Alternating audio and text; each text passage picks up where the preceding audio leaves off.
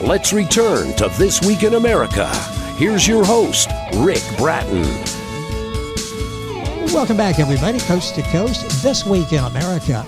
Radioactive Era of Change, We the Kindred by Isaiah Lopez is a compelling science fiction book that takes the reader through stimulating adventure, action, and intense drama.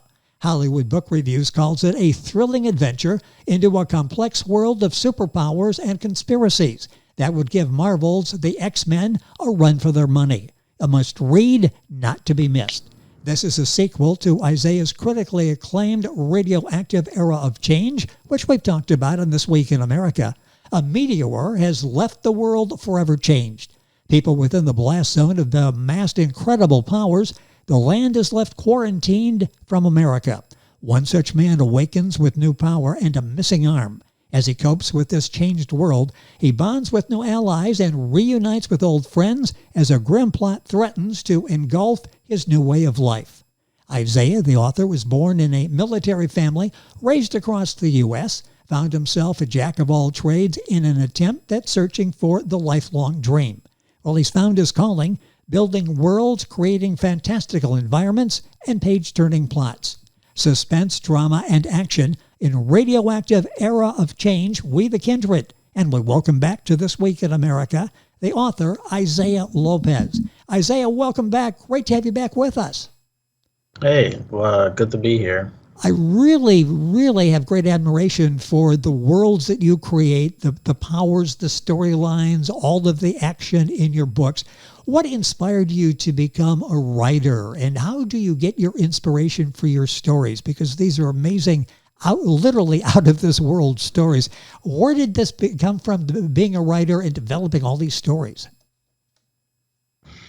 At first, it was just kind of like a school project back in middle school that I just decided to really like. And then I guess what really kicked it off was just all these other kind of African-American leads and all these other shows, like Static Shock, the more recent Spider-Man movies. That's just like, well, we can always have more, you know? Well, and you've done it so well. The books, the two that we're talking about, available at Isaiah's website, which is very simple, author IsaiahLopez.com. Books are available at Amazon, Barnes & Noble, all the usual places. Can order them from Isaiah's website as well. Links at our website, thisweekinamerica.us. The characters often feel very real. How do you go about developing your characters? And we sort of see their evolution during the course of the book as well. Sometimes the character at the beginning is not the same character we see at the end because they go through an evolution. How do you go about developing the characters? People watching, for starters. Interesting. Yeah, you just gotta watch how they do it, look at their reactions, and kind of put yourself in their shoes every now and then to really get like a feel for them. And it's interesting, I mentioned as you go through the books, there's maybe subtle changes, but they evolve as we all do. Talk about that aspect of it, that you have the plot moves along, but the characters go through an evolutionary period as well. Talk about developing that and the challenges in having these characters be real life and changing as we all do. Oh, yeah, it can be difficult keeping up with so many characters and their evolutions in life, but it's just kind of like I'd say any sort of any good TV show, I'd say, where their characters will evolve and learn from their past and mistakes and whatnot. Do you learn from that from reading other books, from television series, even movies, how others do character development, how they move the story along? Is that like sort of going to college for you in watching some of these shows? You don't necessarily watch for the entertainment, you watch sort of get some clues. Yeah, I've certainly found inspirations from plenty of shows like Avatar, Last Airbender, the Steven Universe, Adventure Time. They're as silly and childish as they may end up starting. They are very heavy on character development. Yes. With us back on the program is Isaiah Lopez. The book we're talking about is Radioactive Era of Change, We the Kindred. Book available at Amazon, the usual places. I thank Conquest Digitals for arranging our conversation today. And, of course, information at Isaiah's website, author IsaiahLopez.com. Isaiah, when you create a plot, Do you meticulously plan every detail ahead of time, as some authors do? They have it all laid out before they start writing. Or do you sort of let it grow organically as you're writing and sort of see where the characters want to take you? Oh, it's very organic. I'll maybe point at a direction for it to go, but they'll probably steer left, do loop-the-loops all over the place. I'm just kind of watching the characters go and just kind of writing what they do. It sounds like you're sort of waiting, can't wait for the next chapter to see where the story's going. The author's going through that just like we are, and can't wait to see how that develops. I want to go back for a second and talk about developing characters, and then the plot would come out of that. Do you have like a whiteboard where you write down all these different characters so you can sort them out and keep them straight in your mind, and do that with the plot as well? How do you go about organizing all of this? Very poorly, I'll say. It's mostly just kind of notes at the bottom of the recent file I've been working on. But beyond that, it's kind of chaotic. Well, you know what? It works for you. So that is the important thing. I guess everybody has to find the method that works for them. And for Isaiah, that works as well. Receiving excellent reviews. I mentioned Hollywood Book Reviews and so many others that are very positive. What challenges do you face as a writer, and how do you go about overcoming those? It's not as simple, I'm sure, as sitting down at the computer or the notepad and things just fire off, automatically. What are some of the challenges, and how do you get around those? Ooh, there are some challenges. Certainly making the time to actually get on there and write things down. But even then, there's like a writer's block. There's food. You need to keep yourself sustained, sleep, so you don't stress yourself out. It's just an unbalanced balance. Well, that's an interesting way to say that, and I was going to ask you about this balance with writing and other aspects of your life. You have, as I understand, a full-time job. You write. You've got a personal life as well. Do you have a strategy for avoiding burnout? I would think that would be very easy to get consumed in this world that you've created, especially when things are flowing and you really don't want to leave that world, but you have to from time to time. How do you avoid burnout? Video games and TV. Interesting. And that works for you. If you switch over to a video game, it sort of takes your mind off the world that you've created. Yeah, sometimes it'll be like a mind-numbing strategy thing, or other times it's just like a fast action shooters. Just like change the tempo from what I'm writing and to what I'm planning on doing, just to kind of do like a soft reset on my thought process. It's interesting, and that's good advice for all of us. You don't have to be an author. You could be tied up in something, and you need to break away from that. And using the technique that Isaiah is using, it works effectively for him. How do you hope readers connect with your books, the characters, the plot lines, and what kind of emotions or messages do you hope to convey? Emotions and messages, something of like appallment, I guess, towards like politics and how egregious it's been throughout pretty much our lives, especially the American politics. That's all just a mess there. Yes. Though it's certainly trying to improve, I suppose. Can't fault it for that. Well, and you touch on those, and you touch on some of the struggles that we have, organ and human trafficking, the fear of those different from ourselves. That, I'm sure, is intentional on your part to get us. We're in this world, but we sort of have to make comparisons to what we're going through, and it may help us to think through some of the issues we're struggling with.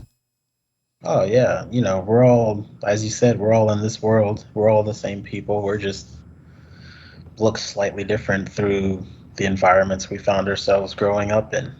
Well, we face that in this new book by Isaiah Lopez, our guest on the program. The book is Radioactive, Era of Change, We the Kindred. The book is available wherever books are sold, and you will find this as well as the first book, Radioactive, Era of Change, both on his website, authorIsaiahLopez.com. You can order there as well and link on by going to our website. What do you hope the readers take away from your books, and how do you want your work to impact them? Impact them. it's not just a good story, but there's so much more into the story. What do you hope the takeaway is and the impact it leaves with the reader? I want people to kind of like look up things on their own, not just to follow whatever the first thing they hear on some sort of media platform. I want them to get like all sides of the story, because it's not like a left or a right. It's just kind of like the story, Yes. And you do that as you read this. You start, your mind starts to sort of slow down and thinking about how the applications that has with real life. The book is so well done. Radioactive Era of Change, We the Kindred by Isaiah Lopez, our guest on the program. Any upcoming projects that you can talk about, ideas that you're currently exploring that you feel free to mention during the course of the conversation? Oh, of course. You got the sequel for starters, and then just a bunch of other little like fun projects I've been doing to sort of do like a soft reset from this story, Got one about kind of questioning religion to a fault. Got others just kind of guy just goofing off, having its own little adventure, and others just like a self. Wow, what is that word? Like they're understanding themselves, growing themselves. Yeah, sort of a self-awareness type of situation. It's I get the impression your mind works pretty much 24 hours a day, maybe even in the sleep too. So I'll include sleep time in there as well. Is that the case? Is your mind always going 100 miles an hour? Yeah, like 110 miles an hour. There are no speed limits in the mind of Isaiah Lopez, our guest of The Thoughts Keep Coming. What type of legacy would you like to leave as a writer, as an author, in putting these books, Radioactive Era of Change, out there? What do you hope, how do you hope you'll be remembered, the place of these books in the literary world? I'd like to inspire awareness, to like have the foresight to look things up and figure things out for themselves, instead of, like I said, just kind of going off the first thing they hear on a social media platform. In reading reviews, so many talk about the fact that you make this understandable. You're taking a world that we don't know anything about, and sometimes authors get all caught up in the technology and description, and they over-describe. We want to have a story that moves. You're able to write in a very succinct way and keep the story moving. Talk about your writing style, because you keep us, we can't wait for the next page. You write, you do it directly, and move on. Talk about your style. Well, I'll certainly take time to research a sort of situation and then try to summarize it how I would better understand it, like explaining it to myself. And I guess that just works. Well, it does. The story moves along. There are shocking twists as you go through. Do you know when the twists are going to come, or is that something that you're working on and it's like a character is saying, hey, take me in this direction? Do you plot some of these, or do they just sort of happen? Oh, no, they just happen. I'll surprise myself sometimes. Do you have visually sort of, as you're writing, visually, do you sort of see these characters and what they're going through? Yeah, that's in like a mental perspective. If I had time to like draw it all out, this would probably be a comic instead. Well, that's interesting because there's a visual aspect of that. Obviously, we can see the characters and see what they're going through. Any thought that you'd like to take Radioactive Era of Change, We the Kindred, and the original Radioactive Era of Change, and do in comic form, or do as a movie or a short feature of some kind? Yeah, I think that'd be very fun to do. At least the comic book, Yeah, and somebody needs to pick up on that. So if you're listening and you know somebody that can help with creating this into visual form, go ahead and contact Isaiah. You can reach him at his website. Who are some of the authors that inspire you now, that you like to read, that you can not only be entertained but maybe pick up some tips, some ideas from? Who motivates you? Ooh, I'm very bad with names, but it's certainly the creator of the Land. That's like a lit RPG or book Yes. series, and then the creator of Steven Universe, Adventure Time, Static Shocks, Spider-Man, just all kinds of like sci-fi fantasy type shows. Obviously a voracious reader and takes those stories and is not only, like I say, entertained by them, but is able to maybe make some applications in his own stories. Let's talk a little bit about when you're developing the characters. You mentioned the research you put into this. Talk about that, because science fiction, we want to have it somewhat believable. How do you do science fiction and make sure you rein it in a little bit, that this actually is a possibility? It's like I guess railguns for would be an example. We can we can research that, Yes. and it is a thing that things are being made and processed, and then it's explaining how it's done, and then you can just summarize it with your own words and allow I guess the readers to understand it better. Talk about the premise that you developed in Radioactive Era of Change and Radioactive Era of Change, We the Kindred. Talk briefly just about that story and where the story goes from here. Will there be a follow-up to this?